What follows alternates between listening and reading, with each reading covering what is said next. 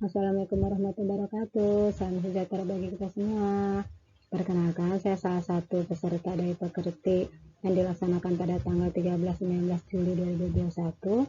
Nah, saat ini saya akan memaparkan sebagaimana tugas yang bersumber dari YouTube Bapak Dr. Syihabuddin Syahid, yaitu tentang teori belajar dan motivasi belajar. Nah, teori sendiri adalah analisis hubungan antara fakta yang satu dengan fakta yang lain pada sekumpulan fakta-fakta yang disusun secara sistematis, logis, empiris, juga simbolis dalam menjelaskan suatu fenomena. Sementara definisi belajar adalah aktivitas sadar yang menetapkan yang dilakukan oleh manusia sebagai individu yang berinteraksi dengan lingkungannya, yang mengakibatkan perubahan perilaku meliputi perubahan sikap, pengetahuan, keterampilan. Nah, ciri dari individu yang telah melakukan pembelajaran adalah adanya perubahan perilaku ke arah yang lebih baik. Sementara itu, definisi motivasi adalah sebuah dorongan, hasrat, atau minat yang begitu besar di dalam diri untuk mencapai suatu keinginan, cita-cita, dan tujuan tertentu. Adanya motivasi akan membuat seseorang itu berupaya sekuat mungkin untuk mencapai apa yang diinginkannya. Sementara teori belajar dan teori motivasi, kita akan membahas teori belajar. Teori belajar adalah teori yang pragmatik dan elektrik. Teori dengan sifat demikian ini hampir dipastikan tidak pernah mempunyai sifat ekstrim. Tidak ada teori belajar secara ekstrim memperhatikan aspek mahasiswa saja, atau aspek dosennya saja, atau kurikulumnya saja. Nah, teori belajar ini menurut ahli aliran psikologi dibagi menjadi 5 aliran. Pertama, aliran mazhab tingkah laku, di mana menekankan hasil dari proses belajar. Sementara 2, aliran mazhab kognitif itu menekankan proses belajar. Ketiga, aliran mazhab humanistik itu menekankan isi apa yang dipelajari.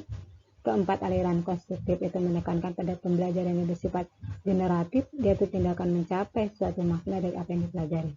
Sementara terakhir, aliran mazhab sibernetik menekankan pada informasi yang dipelajari.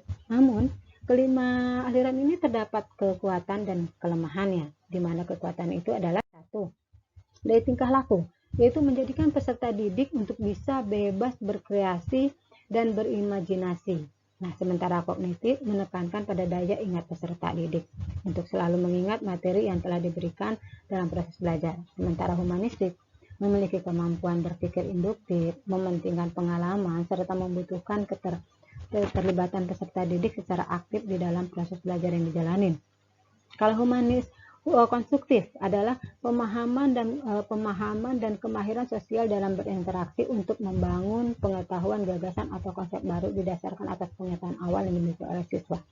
Sementara kekuatan dari sibernetik adalah sensor informasi yang digunakan akan menjadi atau menentukan terjadinya proses belajar. Nah, sementara kelemahannya adalah dari tingkah laku, siswa hanya terfokus pada pengajaran dan siswa hanya mendengarkan. Sementara kognitif, kelemahannya adalah menganggap semua peserta didik itu sama, sehingga tetapi sebenarnya belum tentu semua siswa menangkap pesan dari pengajar. Humanistik, kelemahannya adalah proses belajar individual, tidak mengedepankan dukungan lingkungan belajar. Sementara konstruktif, pengajar itu tidak memberikan murid secara head to head sehingga sehingga siswa itu kurang berkembang, atau hanya siswa yang pandai yang bisa berkembang. Sementara sibernetik pada proses belajar tidak secara langsung dilakukan sehingga terkadang penyampaian agak sulit diterima. Sementara itu, teori motivasi dan penguatan, Skinner itu mengungkapkan bahwa tidak perlu memisahkan antara teori belajar dan teori motivasi. Sebagai contoh, seorang yang mendapatkan pujian itu akan termotivasi belajar, sementara seorang yang mendapatkan hukuman itu akan tidak termotivasi untuk belajar. Selanjutnya, model ARCS bagi motivasi, yaitu perhatian, relevansi, kepercayaan diri, dan kepuasan, di mana kita masing-masing kita akan ketahui berikut ini. Strategi untuk merangsang minat dan perhatian mahasiswa, yaitu gunakan metode instruksional yang bervariasi, gunakan variasi media, yaitu transparansi, videotape, atau lain sebagainya untuk melengkapi perkuliahan. Itu bila tepat, gunakan humor dalam presentasi, atau gunakan peristiwa yang nyata dengan contoh untuk memperjelas konsep. Gunakan teknik bertanya yang melibatkan mahasiswa. Sementara strategi untuk menunjukkan relevansi perkuliahan yaitu sampaikan pada kemampuan mahasiswa setelah mempelajari kuliah tersebut.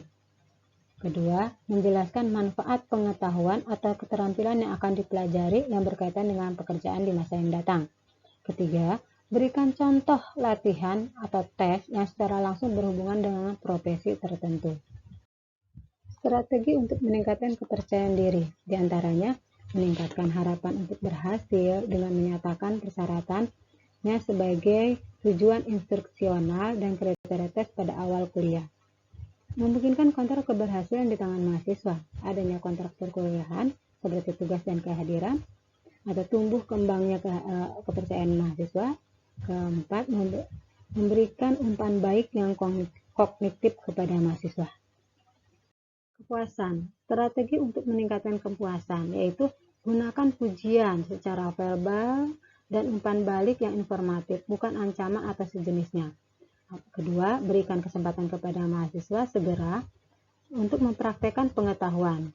Ketiga, meminta mahasiswa membantu teman yang belum menguasai suatu keterampilan atau pengetahuan. Keempat, bandingkan prestasi mahasiswa dengan standar penilaian lain, bukan dengan mahasiswa lain. Baik, mungkin itu saja yang bisa saya jelaskan mengenai teori belajar dan teori motivasi belajar dari tugas pekerti yang bersumber dari YouTube Bapak Dr. Syihabuddin Syahid. Demikian, saya ucapkan terima kasih.